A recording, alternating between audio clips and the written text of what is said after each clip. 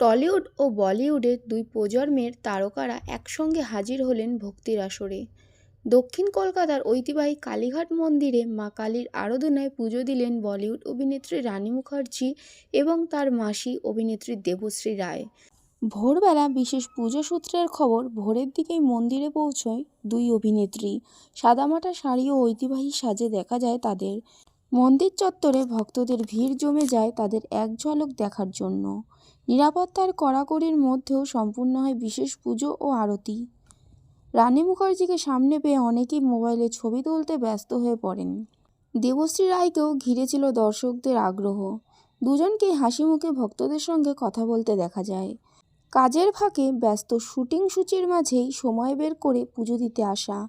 এই ঘটনায় অনুরাগীদের মধ্যে খুশির সঞ্চার হয়েছে। অনেকেই সোশ্যাল মিডিয়ায় লিখেছেন, তারকারাও ভক্তিতে বিশ্বাসী, এটাই সবচেয়ে বড় কথা।